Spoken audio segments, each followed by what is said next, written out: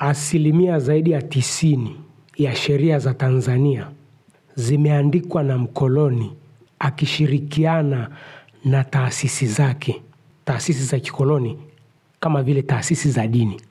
Dini ni taasisi za kikoloni, maana dini ilikuja na mkoloni. Kabla ya mkoloni, dini haikuwepo. Kwa hilo lijue kama ujui. Kwa nini mkoloni aliandika hizi sheria? Baada ya mkoloni kuipigania Tanzania nzima na kuimiliki kawa mali yake, aliandika mfumo mpya wa utaratibu wa kuishi katika ardhi yake. Maana baada ya kumaliza kuipigania nchi nzima, ilikuwa ni mali yake. Kwa hiyo ili uishi katika ardhi ya Tanzania, inabidi ufate kanuni na taratibu za mkoloni. Na aliweka watu wa kusimamia sheria zake sehemu mbalimbali za nchi ya Tanzania.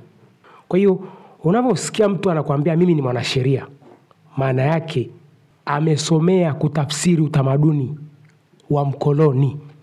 Maana sheria ni utamaduni. Kama unavyoendesha gari barabarani, fuata sheria za barabarani. Ule ni utamaduni wa barabarani. Ndio maisha ya kila siku ya barabarani. Maana utamaduni maana maisha yetu ya kila siku. Sasa kuna hizi update za huyu mama aliyekuwa anapambania nyumba ambayo mume wake aliiuza pasipo kumshirikisha. Kwanza kabisa, tukifuata sheria za mkoloni, nyumba ni ya huyu tajiri. Katika sheria za mkoloni kabisa, tuache unafiki. Tunaamua kusimamia sheria za mkoloni. Nyumba ni ya huyu tajiri. Tukirudi kwenye sheria za kitanzania, nyumba ni ya huyo mama. Hakuna tajiri asiye na mwanasheria wake. Kwanza huyu jamaa ni don kweli kweli. Kwa sababu kama mkuu wa mkoa anavyotaja kabisa kwamba huyu jamaa ana uhusiano na watu wakubwa serikalini. Siku zote usalama wa tajiri mkubwa ni kutengeneza connection na watawala wa nchi. Kwa sababu watawala wa nchi bado ni wakoloni. Kwa sababu serikali kuu ya nchi inasimamia sheria za kikoloni. Kwa hiyo unavyosikia serikali kuu, kwenye mabano weka mkoloni. Kwa nini?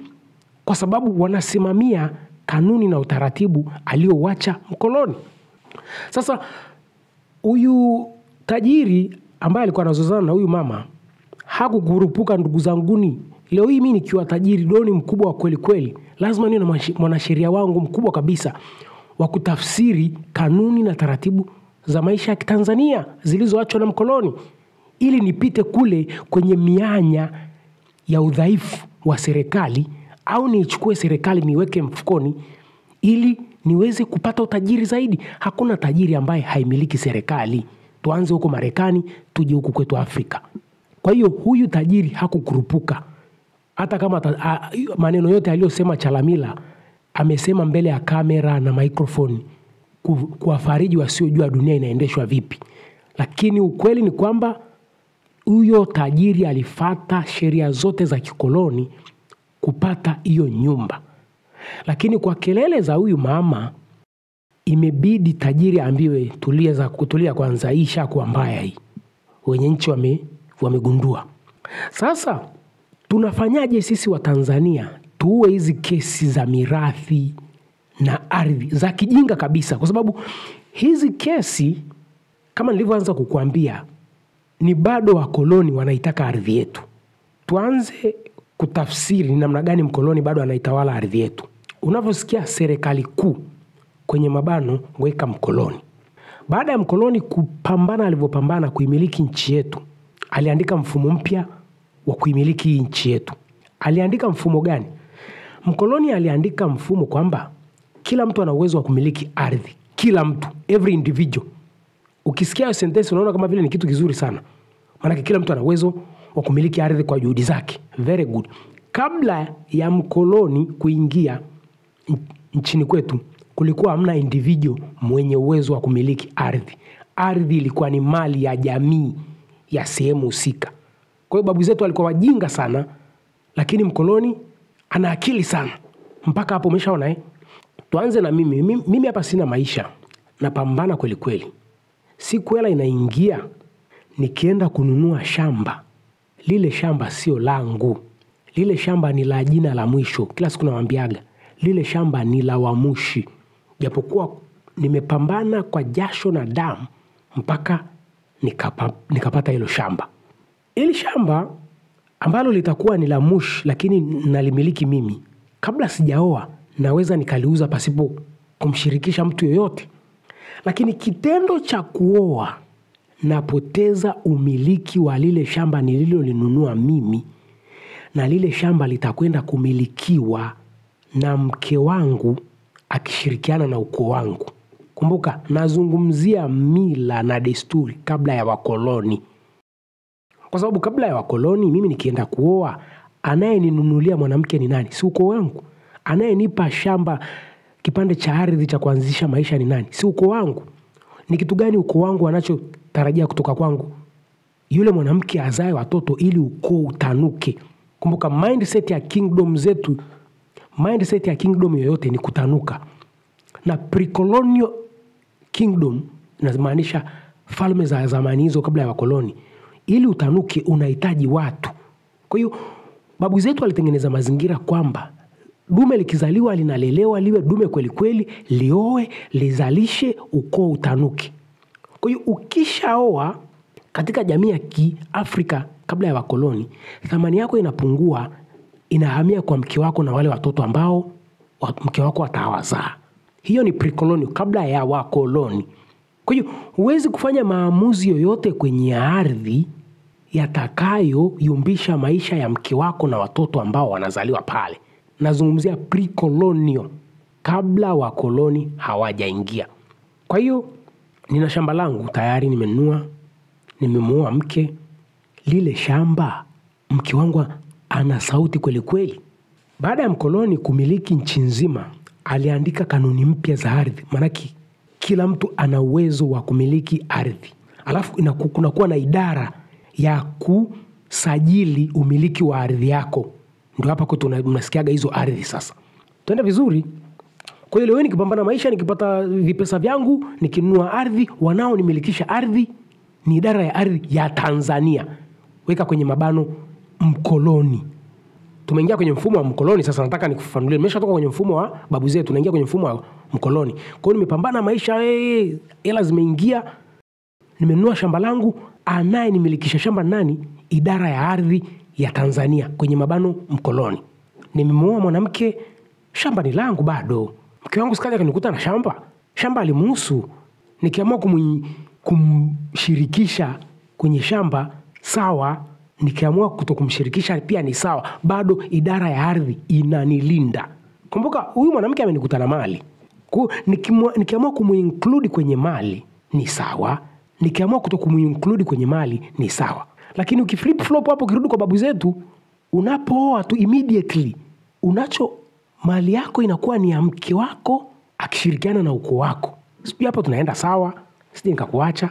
Mila na desturi za babu zetu, nimeoa. Mali na chochote ninachokifanya ni cha kwangu, ni cha mke wangu na ukoo. Sheria za mkoloni, mali yangu ni ya kwangu kwa sababu naivujia jasho mwenyewe. Ushajiuliza kwa nini wakoloni wamerahisisha kwamba kila individual amiliki ardhi na sio ardhi irudi kwenye mfumo wa jumuiya? Kwa sababu ukitengeneza mfumo kwamba ardhi irudi kwenye mfumo wa jumuiya kama mara ya kwanza wakoloni walivyoipigania, mkoloni atapoteza umiliki wa ardhi quick fast. Kwa sababu wakati mkoloni anapigana, ardhi si ilikuwa kama ni upande wa Uchagani, ya Wachaga wote wanapigania ardhi yao isiingiliwe. Sasa mkoloni ameshafanikiwa kuwanyang'anya Wachaga ardhi, alafu akawarudishia ile ardhi kwa mmoja mmoja, every individual. Kabla ilikuwa ni mali ya jumuiya, baadaye amempa kila mtu. Manake anaweza akamnyang'anya every individual kwa sababu yeye ndo amempa kila individual. Sijui unanielewa? Ikiwa mali ya jumuiya huwezi kuwanyang'anya, maana wakiwa jumuiya wana nguvu. Lakini wakiwa individual unaweza kumnyang'anya kila mmoja wapo unayeamua kumnyang'anya. Watu walio kwenye leadership wanaelewa. Watu wakiwa jumuiya na wanazungumza moja, huwezi kuwavuruga. Sasa kwa nini tusirudi kwenye mfumo wa ardhi ni mali ya jumuiya na tunang'ang'ania mfumo wa ardhi ni mali ya individual? Mtu atajiuliza, tunarudije kwenye ardhi ni mali ya jumuiya na sio mali ya individual? Mimi natafuta pesa hapa. Nimepata pesa ghafla pap, nataka kwenda kununua shamba Kisemvule. si ndio? Inabidi nifike pale Kisemvule kwenye local government ya Kisemvule, na sio nichukuliwe na mtu anaitwa real estate agent, kwa sababu real estate agent yuko chini ya mkoloni ambaye ni ardhi ya Tanzania. Kwa hiyo ametumwa na mkoloni kwenda kumilikisha watu ardhi. Hao ndo anaitwa real estate agent. Ni washenzi kabisa hao. Na rafiki yangu siku moja atakuja kuwapa maelekezo ni namna gani real estate agent na serikali kuu wanavyotengeneza matatizo katika nchi yetu. Kumbuka, serikali kuu ni mkoloni. Real estate agent ametumwa na serikali kuu kumilikisha individual ardhi, kitu ambacho kinatengeneza magomvi. Sasa mimi nimeenda Kisemvule kununua ardhi, inabidi nikifika pale niingie kwenye local government ya Kisemvule, wanaambia kweli tuna ardhi. Katika hali halisi wazee wa Kisemvule hawataniuzia ardhi, watanikodishia ardhi kwa maisha yangu nitakayoishi duniani, si ndio? Kwa hiyo wazee wa Kisemvule wataniambia bana, ardhi tunayo, unataka kiasi gani? Eka moja bana, sisi tutakodishia kwa maisha yako yote labda $2,000,000. Kwa hiyo nikaelewana na wazee wa Kisemvule, kwa sababu pia wazee wa Kisemvule watakuwa na mila na desturi zao, kwamba wewe unakuja kuishi kwetu hapa, mila zetu na desturi ni hizi pia, kwa sababu lazima tuheshimiane masuala ya mila pia hapo. Kwa hiyo wazee wa Kisemvule wanamkodishia Mushi mimi sasa ardhi ya kuishi, na jaza idara kila maelezo yote. Yale maelezo sasa ndiyo yanakuja sasa kwenye central government kwa mkoloni. Nataka tutengeneze picha ambayo huu ujinga uliotokea kwa Chalamila kumtetea huyu mama yasijirudie. Maana hii ardhi, hii property ya huyu mama alikuwa anadhulumiwa na huyu tajiri ambaye amefuata sheria za kikoloni. Angepitia huu mfumo nao usema, pasingekuwa na ugomvi. Kwa sababu hizi vurugu zote ambazo huyu tajiri anapambana kumnyang'anya huyu mama hii mali, local government haipo, haishirikishwi hata kidogo. Yaani hapa vita ni ya mama anapigania mali ambayo mume wake aliiuza pasipo kumshirikisha. Kwa hiyo biashara ilikuwa kati ya marehemu mume wa huyu mama, huyu tajiri na central government. Maana yake ni mkoloni mwenye ardhi. Sasa uhamishaji wa ardhi unatoka kwa mmiliki mmoja ambaye alimilikishwa na mkoloni ambaye ni serikali kuu kwenda kwa individual mwingine, na anayesimamia huo mchakato ni mkoloni. Nikisema mkoloni namaanisha central government. Local government haihusiki hata kidogo. Wakati katika hali halisi wamiliki wa ile ardhi ni local government.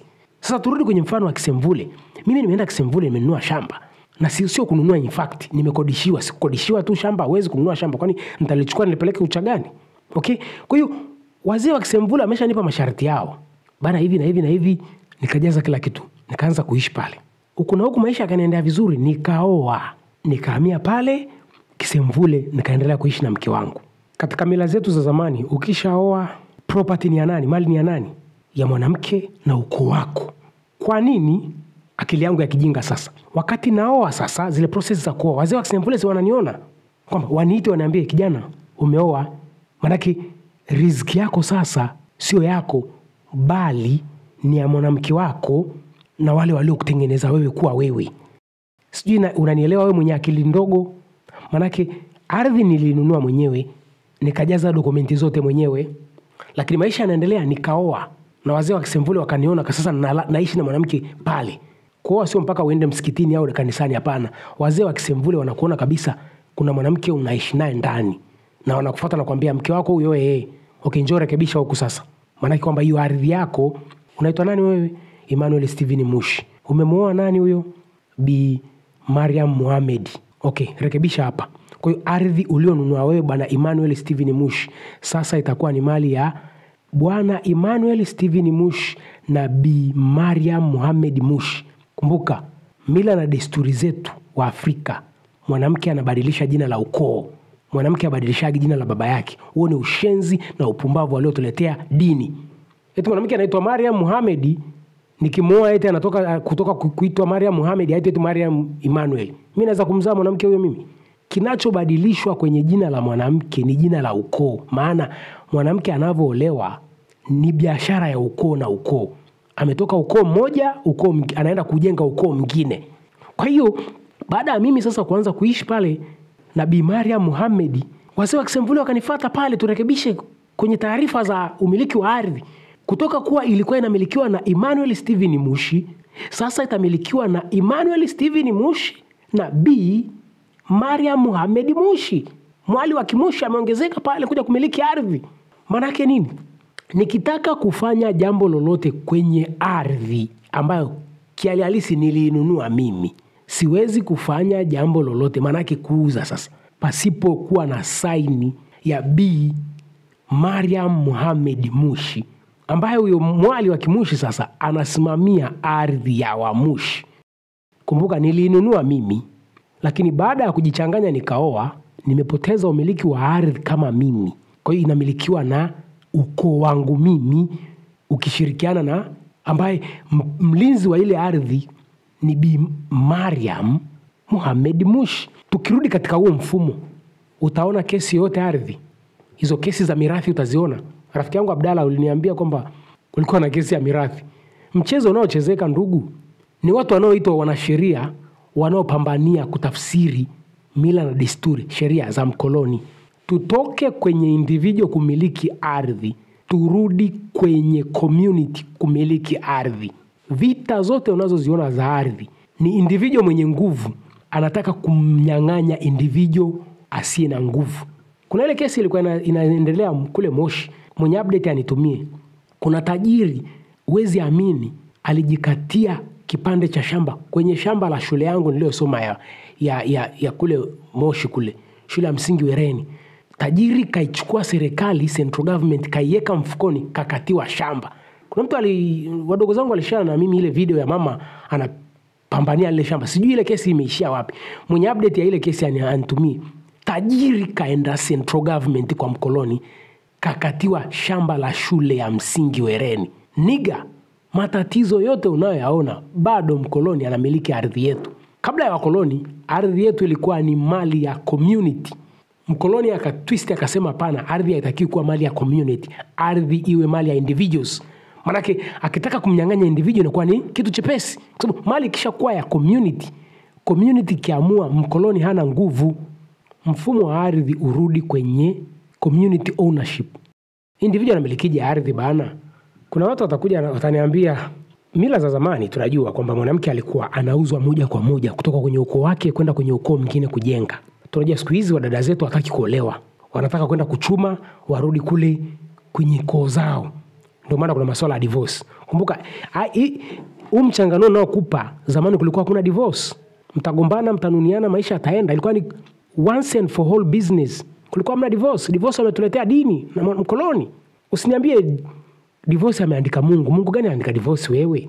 Yaani ingekuwa divorce ni akili ya Mungu, mtu wa kwanza kuandika divorce basi angekuwa ni Adamu.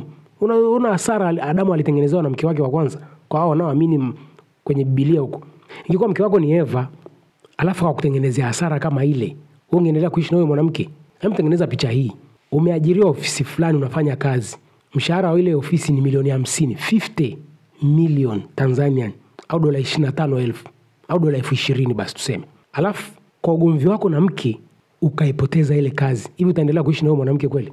Kibinadamu huwezi kuendelea kuishi na yule mwanamke.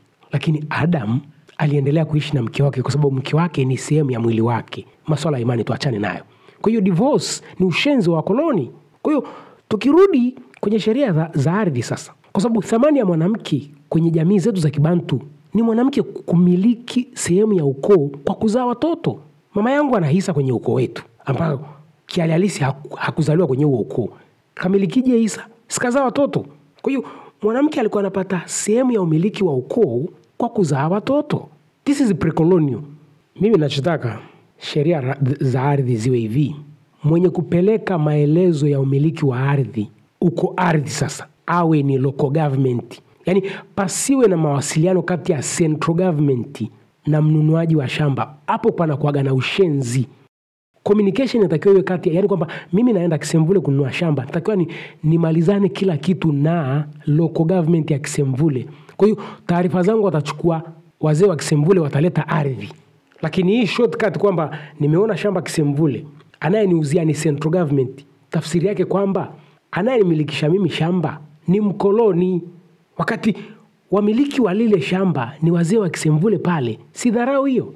Alafu matatizo yakitokea ndio local government inaanza kutafutwa. Ilikuwa kuaje hii kipande cha ardhi? Very stupid. Kwa nini tunairuka local government? Ukidisrespect local government, tafsiri yake ni kwamba ardhi ya sehemu husika sio ya watu wa sehemu husika, bali bado ni mkolonial control. We need to change this. Na hichi kipande ndicho kinachowapaga fedha akina real estate agent. Masuala ya ardhi yakitengenezewa sheria in the local areas, hizi kesi huwezi kuziona ardhi. Na kama kesi zitakuwa hazipo, hawa washenzi waliosomea hizo sheria za utamaduni wa Mwingereza wataishije na wao? So kuna matatizo yanatengenezwa kwa faida ya watu. So kwa kifupi ni kwamba mkoloni ameona kwamba wahusika wamesanuka, wamejitambua, ndio maana huyu mama akarudishiwa umiliki wa nyumba. Lakini katika sheria za mkoloni, huyu bwana tajiri hakukurupuka, alifuata msingi yote ya sheria za kikoloni akamilikishwa ardhi. Lakini katika sheria za kibantu, hii ardhi ni ya huyu mama, kwa sababu mume wake baada ya kumuoa huyu mama, huyo mume wake alipoteza umiliki wa ardhi. Hii ardhi ikawa ni ya ukoo wa huyo marehemu mume wake wakishirikiana na huyu mama. Kazi ya huyu mama ni kuuzalia ukoo watoto. Ukoo unahitaji watoto ili utanuke. Hiyo ndio pre-colonial kingdoms zilivyokuwa zinajitengeneza. Kwa hiyo mama, katika mila na desturi za Kiafrika ardhi ni yako. Tajiri, katika mila na desturi za Kiafrika umepoteza hiyo ardhi. Lakini kizungu, hii ardhi huyu bwana Yusuf Ali, ardhi ilikuwa ni yako. So, Watanzania, we need to rewrite our law which will suit our culture.